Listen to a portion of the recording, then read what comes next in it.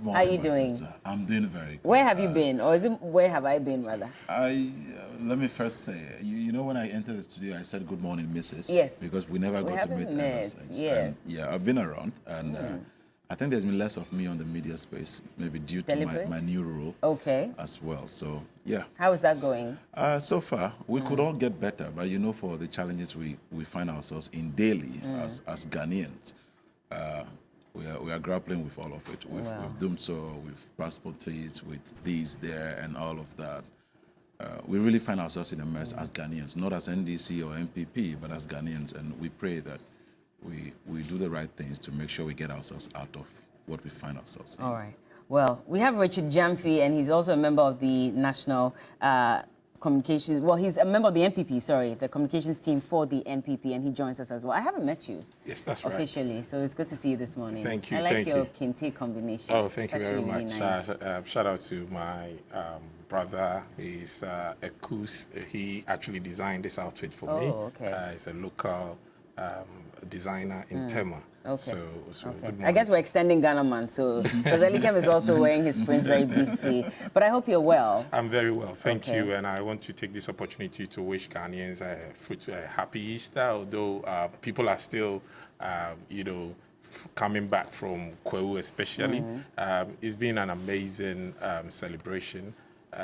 One thing that stood out for me was how I see Ghana, that we've actually deepened our democracy, because I was there in Kwewu to see the NDC, the MPP, and all the other political and non-political activists just having fun in the occasion of Easter. Epitomizes how far we've come as a democratic country. So yes, I wish everybody a happy Easter and a very good morning. I hope you went paragliding. Well, I am from Kwadaso, Womasi, and I've jumped from a plane. I've jumped from a plane whilst I was in the army in Canada, and I had a tumultuous time. So never again. How bad was it? Your parachute just wouldn't open? It took a time for it to open. Oh my word! And yes, I don't want to relive that moment. Exactly, so I'll keep it as such. Thank God you're alive. No, but there's a way to get over your fear by trying it again this time and getting it right. Maybe next year. But as we were talking about Easter, and yes, happy Easter to all of you. The celebration for many people was almost marred by the news that came up over the weekend about the marriage ceremony, or purported marriage ceremony, between a 12-year-old girl and a 63-year-old Bobu Wulomo Numo Bokete Lawe, the 33rd.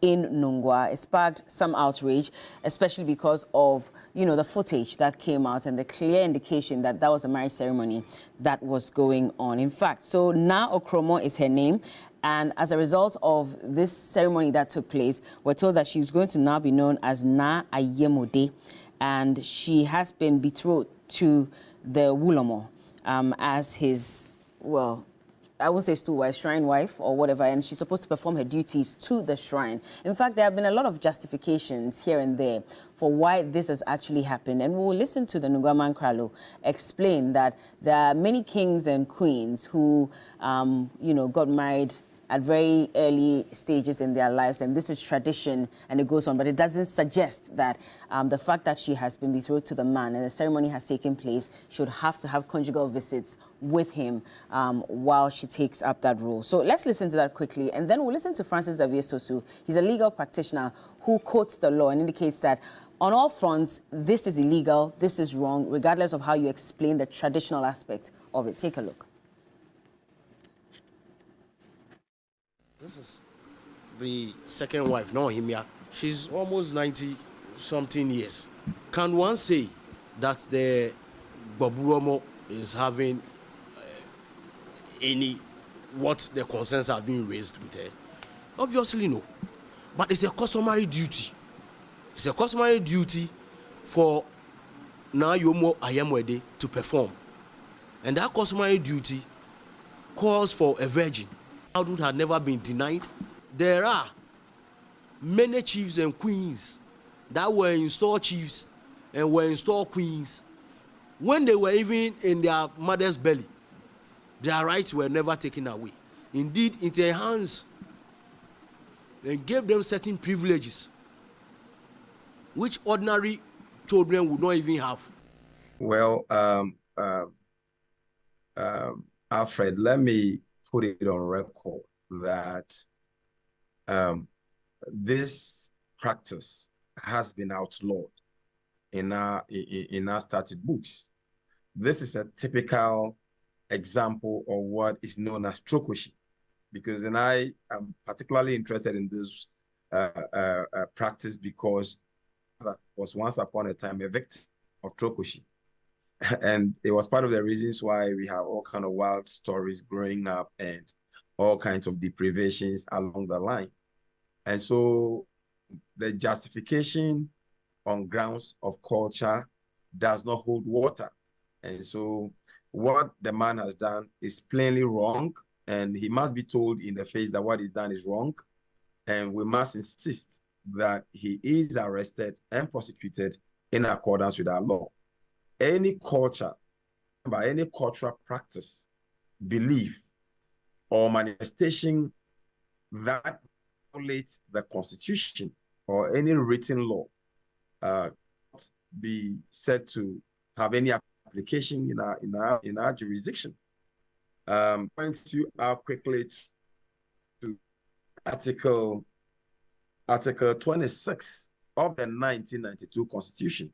What Article 26 is that every person is entitled to enjoy, practice, profess, maintain, and promote any culture, language, tradition, or religion subject to the provisions of this Constitution. So your culture, your tradition, your beliefs, you have the right to enjoy them. But those beliefs, traditions, and practices are subject to the provisions of this Constitution.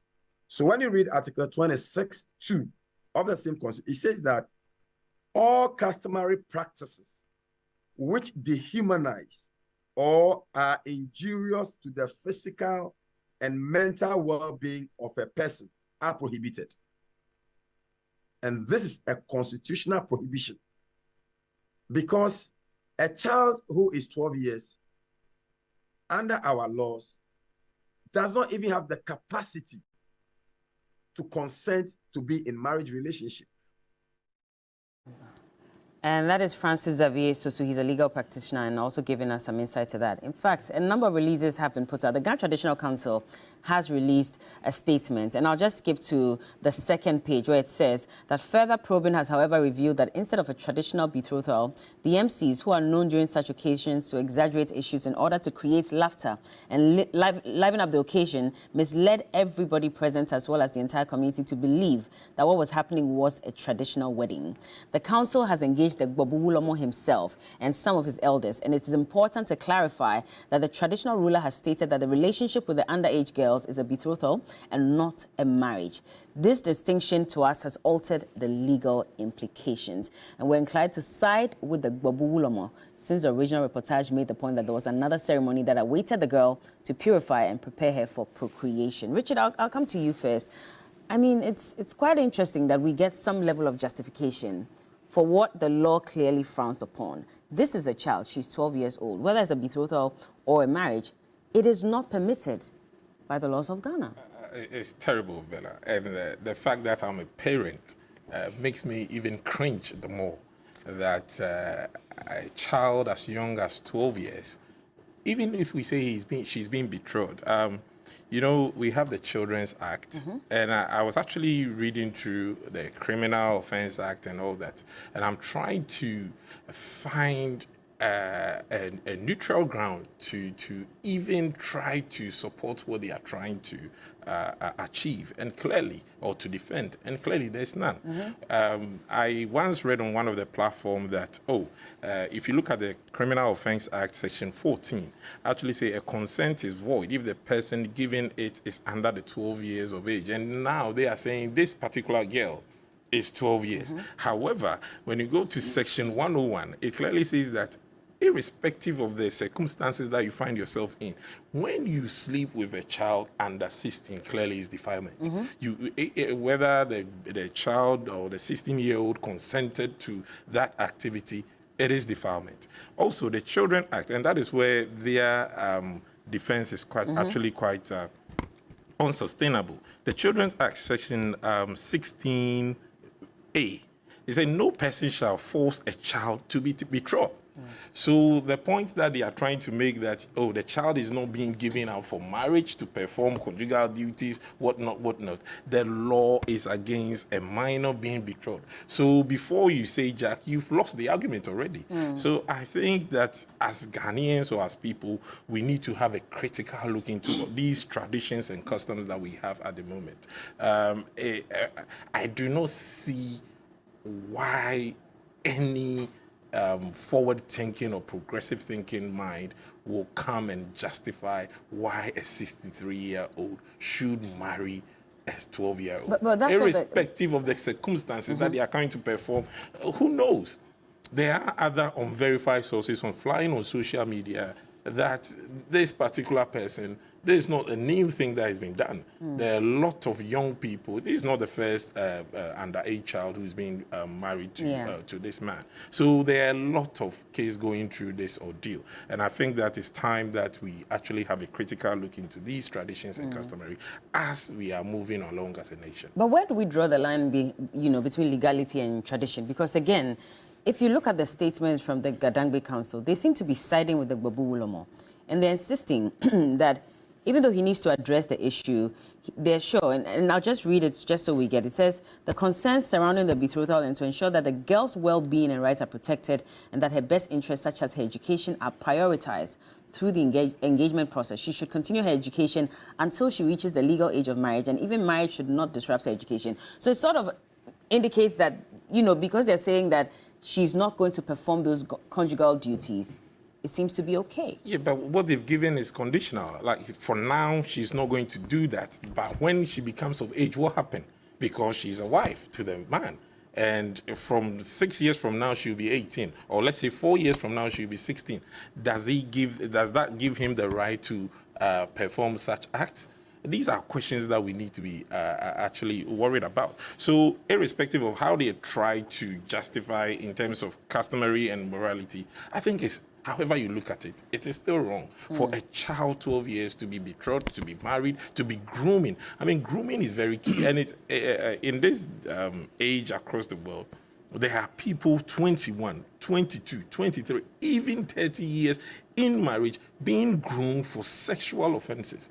There are a lot of external abuse that goes on, not physically, but mentally.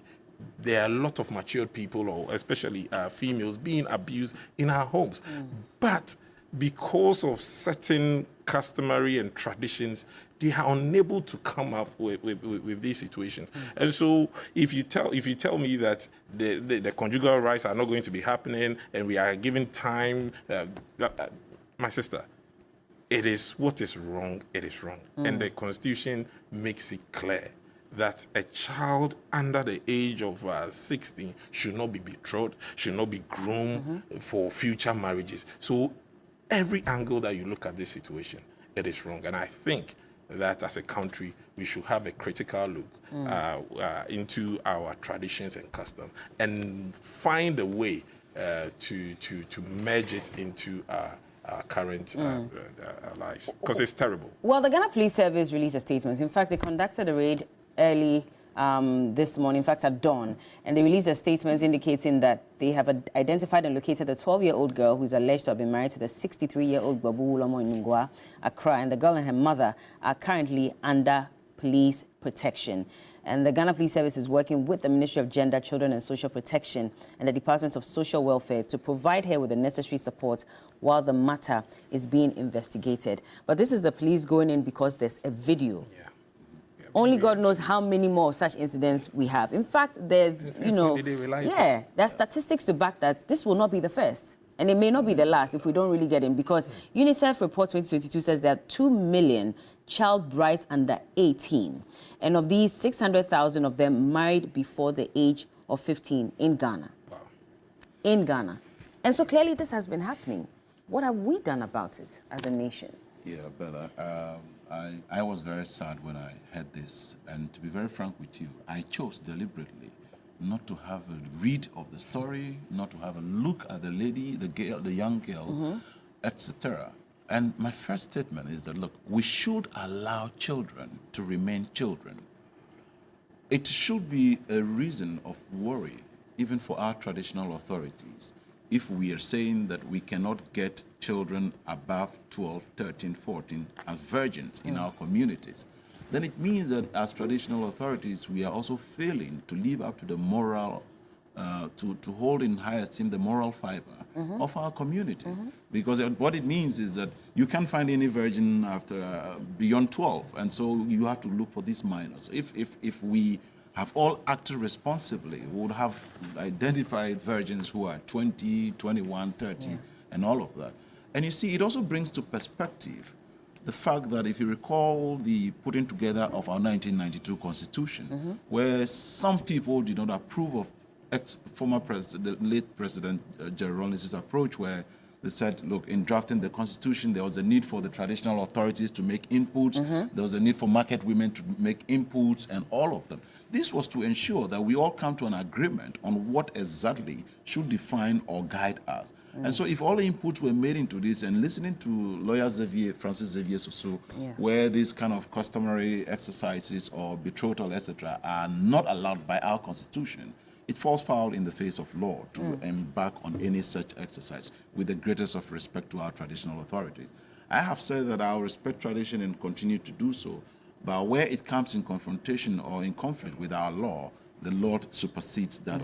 And it is the very reason why we do not have the trocacy system again. For instance, I recall growing up in the Volta region, the wild stories and things that happen where if you're a man who goes to have an affair with a young lady who is from there, you do not know. Members of your family generations are used to pacify the gods amongst all these things. Yeah, and we've abolished all of these things. And so it is so sad. I am a parent too. I cannot imagine my 13-year-old or my 11-year-old being told that you are, look, children, and in what right frame of mind will they be to be the ones performing some of these rituals? Because I'm not sure their brains are even developed enough to be the very ones with the right frame of mind to be performing some of these duties. But Man Carlo says that there are certain sacrifices you make as a royal. And that is my worry, because these are minors, these are children, and it is the reason why we must allow children to remain children. You recall when, at a point in last 2 years, when government was trying forcefully to push the, was it the sexual education, and all that into our curricula? We said, no, let's allow children to be children. Let them enjoy their childhood and grow to become adults and aware of themselves, their environments. Then they would migrate or upgrade to that level. So you cannot take a minor to be the one to be performing some of such duties for our gods, for sake of tradition, etc. As the world continues to advance, there's need for us to make sure that we modify and look at some of the things. If you recall, when we were all growing up as kids, we were told you cannot sing in the bathroom. The basic reason was definitely not because of the wild stories we were told, but rather because it will not be appropriate, and lather may enter your mouth. You may even soap may even, so some of these things were justified in the past, but as we grow and migrate into evolution, there's a need for us to move along with times and trends to see that there's a need for some of these things to come to an end, with the greatest of respect to our traditional authorities. And I am happy also reading that the police has quickly moved in to secure the protection of the mother and child. And I pray that we look into all of this, for only God knows. I am not sure it is only in I am not a Ghana, I'm an Ewe. I am sure some may be in other regions as well too. There's a need for us to stem our foot and make sure we nip this in the bud. It is giving us all the bad names, and we must not accept it. Would you say then that the parents are at fault as well? Because again, they cannot make this decision without the parents' consent to a large extent. To some extent, they may be culpable, and that is the reason why education is always key. And by education, we are not always referring to the four walls of a classroom. People need to be aware of the environment, etc. You maybe, so I do not know yet, but maybe if we dig deeper, we may find out that probably the parents are not that educated or enlightened or literate, and therefore they hold in highest esteem the traditional values rather than even law, etc., for which reason they do not want to be seen being the ones offending the tradition because they live in a society, they live in that community, and if they reject or deny such, they may be called out, and maybe the repercussions of some societal upheavals or uprising against them may cost them even their lives, etc. And it is why I'm happy that the police have mentioned that they have gone to, they have embarked on the soup and have taken custody of mother and child. They are in safe protection now. I pray that we can resolve these matters amicably. And since the law frowns on this, there's absolutely no justification. And we should stand firm on matters of this nature. Well, the law says, again, in the Child's Act or Children's Act 1998, that Section 15 says penalty of contravention. A person who contravenes a provision of Sections 2 to 14 commits an offense and is liable on summary conviction to a fine not exceeding 250 penalty units or to a term of imprisonment not exceeding 1 year, or to both the fine and the imprisonment. And so if indeed he is found guilty, or anyone who played a role in ensuring that this marriage actually happens is found guilty, then this is what the law says. Well, you see, that is really, really, in all humility, it's quite comical, because the penalty point then amounts to 500 Ghana cedis. The 250 penalty units is 500 cedis currently. Back then it was 5 million. But now, if you do the calculation, this is 500 cedis. You asked my brother a good question, and I think that education, post the police arrest and fortitude they are giving to the parents and the child. Because, you see, we've grown up, there's a certain sort of reverence that we give to these customary and traditions from childhood. And we are always really, really worried and anxious about the repercussions, not from the people, but we believe that the supreme being somewhere, by being disobedient to this particular act, is going to be angry with you. There's going to be a curse, a generational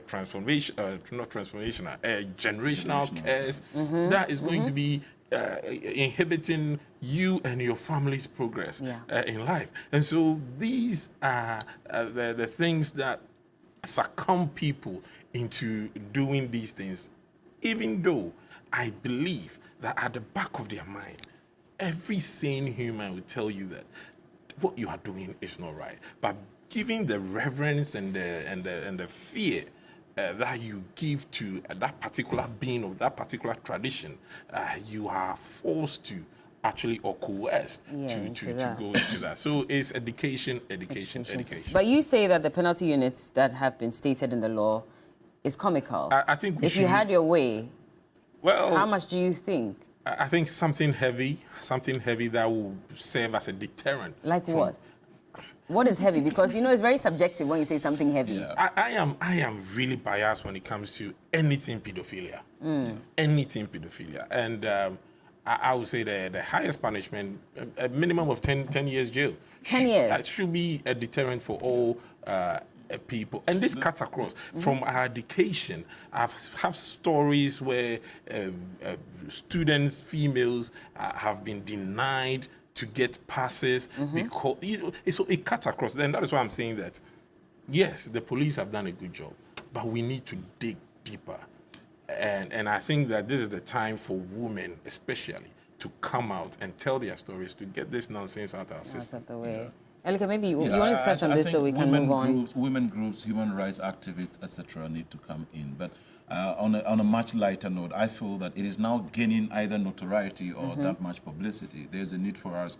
There's always a saying that ignorance of the law is no excuse, though. But I think that proper education also is key. The reason why we need to reactivate the NCCE to embark on major education in some of these our communities where, for instance, I'm sorry, but even the only form of entertainment has always been sex and all of that, which has not progressed as much at all.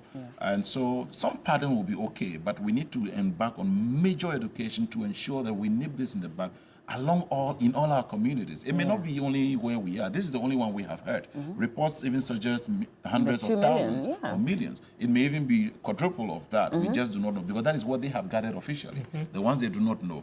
The ones who have been forcibly put into this quietly due to financial constraints, etc., we do not have records of that. Exactly. So, yeah. Well, let me just read one or two messages quickly, and then we can move on. So Master Planner Junior Kintampo says that a 12-year-old is not allowed to marry in Ghana here per constitution. I think such issues should be included in the proper human sexual rights and Ghanaian Family Values Bill. So. This is why we shouldn't press the president to sign the bill with haste.